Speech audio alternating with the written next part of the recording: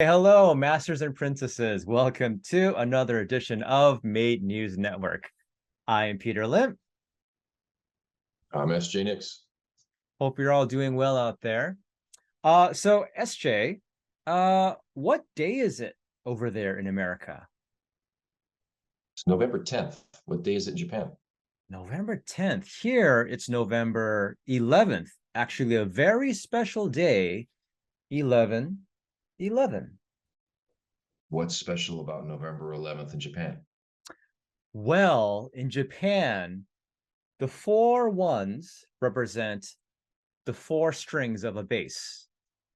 So today is also known as Bass no Hi or Bass Day. So today, SJ and I want to talk about our favorite bassist, Misa, even though she does play a five string.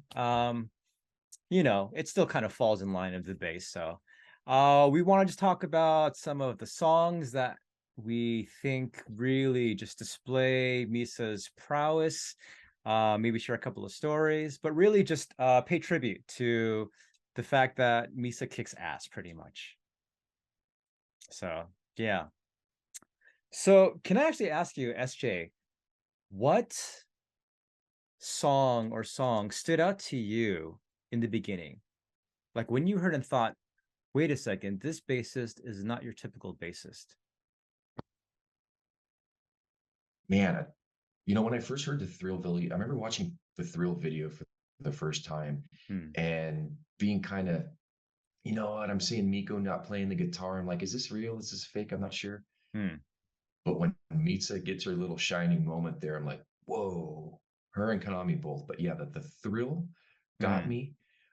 But I think the one that just grabbed me by the throat and never let me go Yeah. was Dice. Ah, okay. Okay. Gotcha. Gotcha.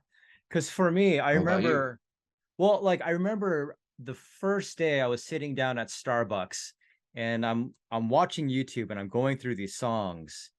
And I remember the first song that really stood out was Real Existence. And I think by now, if you know Bandmate and you know their songs, their second verse is pretty special. That's where they change it up. That's where they start introducing new ideas, new melodies.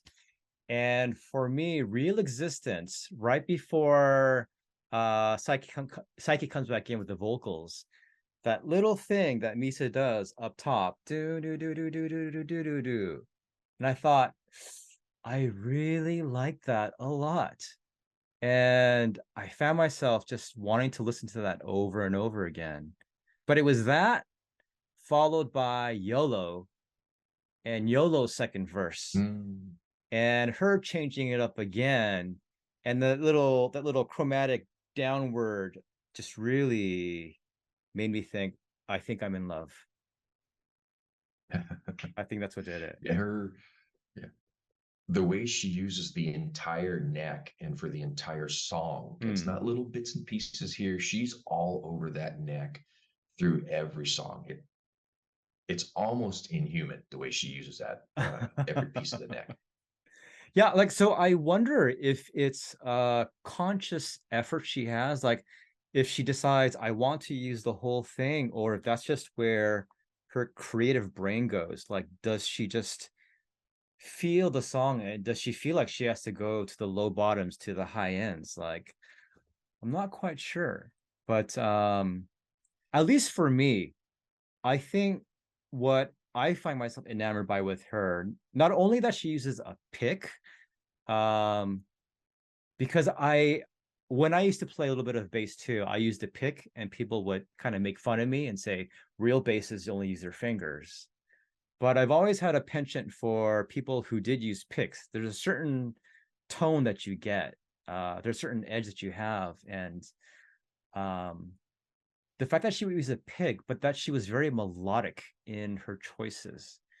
There are things that she does that has rhythm, but there's always a melody that I really find just engrossing. So yeah, Yeah. Was that she uses the pick primarily, but you and I both know that she can slip into slap. She can go to finger style. She tucks that pick away. It's like it disappears into a pocket universe Yeah, until she it's needs like it again.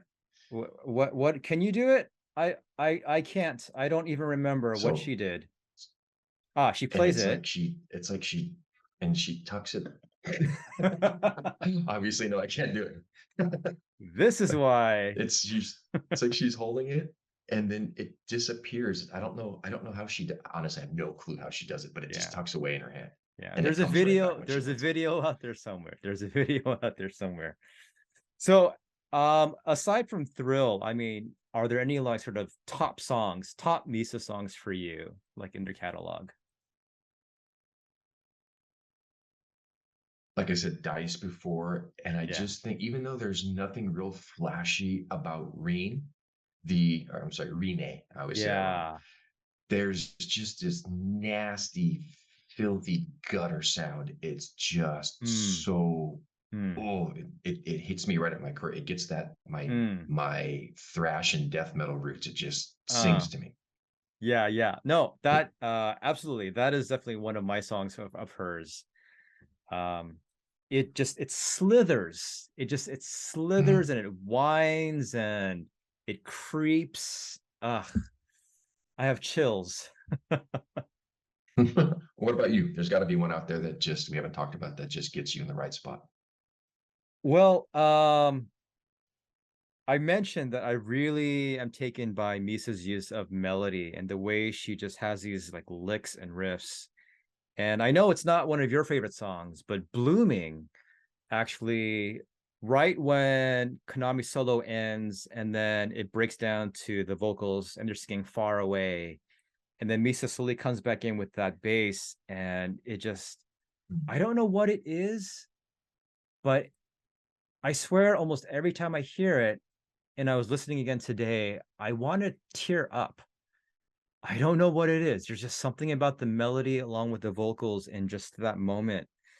It always gets me. But outside of that, I really like sort of the fretless sound that she gets off of Awkward and One and Only. Yeah, Mhm. those songs also get me. Just there's you get that smooth, really just delicate, nuanced type of just picking that she has, and yeah, it's good stuff. It's just good stuff. But is there anything else for you that Well, just mm, song wise, come on, we could do this all day. But right, I'm right, just a right, second ago, you held up one of these that you put in front of my face. I got right. mine in Dallas. Where did you get yours? 2019 in Hiroshima at Club Quattro. I was encouraged by someone else to use the towel that I had to grab the pick. And I thought, use a towel? That's silly. And when the time came and she threw the pick, my brain just said, towel. So I went like this and I opened it up and there was nothing, but it had fallen. And somebody else saw that and was kind enough to pick it up and hand it to me. So, yes, thankful for advice and towels and kindness very much. Awesome. Yeah, mine, it was the end of Dallas. They're doing their goodbyes and they're throwing out their picks. Yeah. And every concert I've been to for a bandmate, I'm always in the exact same spot. Mm, I'm right between Misa and Miku. yeah. And there's plenty of photos of me with this crazy shirt right in the front row. She came over right to the edge of the stage, and I'm not so arrogant as to think that she was throwing it to me, but she Mm, threw it in my direction, and I yeah. reached out with both hands and I did a clamshell, Yeah. and there was this moment of did I get that? And then I kind of opened the clamshell, and there it was, and then I brought it like yes, My pearl, my pearl. pretty much, yeah. Yeah. I mean, I have to say though, we talked about this I think a few years back, but the guy that got that swig of whiskey from Misa, Yes. that was something special. That was something special. Yeah, that's one of those ones that he will always be able to say, I was that guy. Yeah. So anybody goes, oh yeah, at the New York show, somebody got a swig of whiskey. He's like, it was me. That's a good one. That's a huge flex in the fandom. Yeah, definitely. Definitely. So, do you have any sort of favorite Misa stories or things that happened with you? Ooh. Um, so it comes back to the shirt. Yeah. So for my first bandmate show was Summit. And that weekend in and of itself is just a string of stories. But the big one is for the VIPs. Hmm. We got technically it was a meet and greet, but it was really a photo op. It was a conga line. You go in, you take your picture with the band, and then they hustle you out. Hmm. And then they went through it. You got a VIP. So we're milling around the VIP area, waiting for the opportunity. And dumb luck, by the way, they organized the line. I ended up being first. Hmm. So they lead me into the room where they're doing the photo. And uh, as soon as I walk in, Miku looks at me and points and starts jumping up and down like a pigeon would, going, Misa, Misa, Misa, Misa.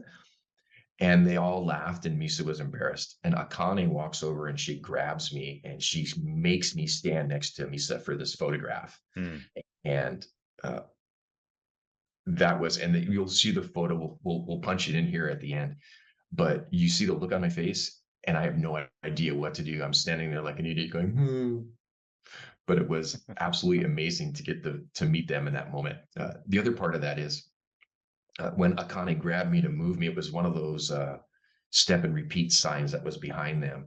Hmm. Uh, Akane tripped over the stand for it, so I actually grabbed her and kept her from falling and Hmm. stood her up. She's like, "Thank you." She went back over to where she was going. Then they took the picture. Uh, so yeah, that was a huge, huge memory for me. Do you have a good Misa story? Ah, gosh, nothing really that big or that personal. Um, so at that same show in Hiroshima, that was 3 years ago, I was standing like pretty much right in front of her. And while she was playing, I forget which song it was, I screamed out, Ketsuago, Ketsuago. For those who don't know, that's basically ass chin. So as I was yelling that pretty much right in her face, I maybe shouldn't have done that in hindsight. I just saw this big grin. Um, it was just nice.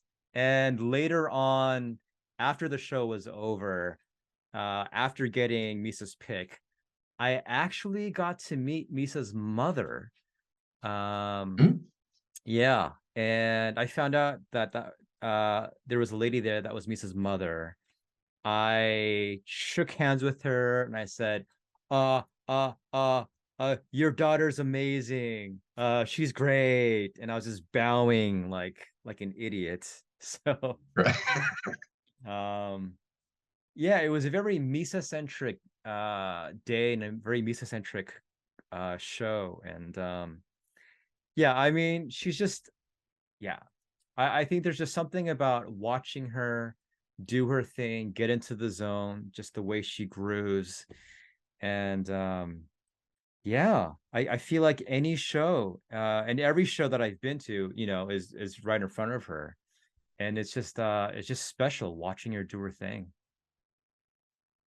And it's over the different shows and over the years. 2017 was my first, and obviously we just had the 2 year for the US tour. Mm, She keeps that very kind of, she owns that, whether she realizes it or not, she owns that barefoot mm, assassin mm. moniker. Right. She is just so in the moment when she's playing and doing her thing, Yeah. and just like undaunted in what she's doing. But at the same time, over the years, I've watched her kind of come out of her shell Mm. and own her personality, like the stuff with the Misa towels in LA where she's putting it over her face and on her Ah, head. yeah. And then with the Miku towel in Dallas where she's doing like the chicken pecking kissing of it. She's she's kind of opening up, and it's really, really cool to see. It's almost like an evolution of her, but the playing is always 100% on spot or spot on doing exactly what she's supposed to do. Yeah, absolutely. I've told myself like numerous times, okay, next time I'll try standing in front of Konami. I am primarily a guitarist, but Mm-hmm. but every time, even when I'm right in the line, I'm like, okay, Peter, go to Konami. And I find myself just Ewing it back and just going back to Misa. Um, yeah, she's definitely got something that's magnetic about her. And it is just I'm just really taken by the way she just pockets that groove, the way that she just feels it and just gets lost. And but yeah, like you said, those owning it, that personality coming out, um, especially when she steps up to the front of the stage and she's just Mm-hmm. right there, just looming large over you. I mean, God, it's such a cool moment. It really is. Yeah, the Echoplex show, I was same spot, like I said before, right between her and Miku. Mm, And there was no barrier at Echoplex. So I'm like, while we were waiting for the show to start, I'm sitting on the edge of the stage mm. because it's like it's a little above waist high. And she comes to the front. Had I not leaned back really, really far, she probably would have kneed me in the face. I mean, that's how close she was to me. Um, I mean, I could see the wraps on her bass strings, that type of. I mean, that close. It was crazy. Yeah, yeah. God. Well, Okay. I think we wanted to keep this kind of short. So, do you want to anything you want to add? You want to wrap us up? Take us out? Yeah. Well, I mean, for those of you who are watching this video, if you guys can comment below and share your own favorite Misa songs, your own favorite Misa stories, your own experiences. I mean, she's someone who's so shy and quiet, but she's definitely affected a ton of us out there and inspired a lot of us to pick up the bass, get back into music. So hopefully not to drink the way she does. She's kind of special in that way. But yeah, if you guys can comment below and go ahead and share with us again, just your own personal experiences and thoughts. And yeah, continue to watch our videos, continue to like, to subscribe, and to just share with those around you. And yeah, that'd be great. So anything else from you, SJ? I don't think so. Like Peter said, thank you for watching. Um, this has been Made News Network. Keep an eye for more videos coming up here in the future. And happy Base Day, everybody. Peace.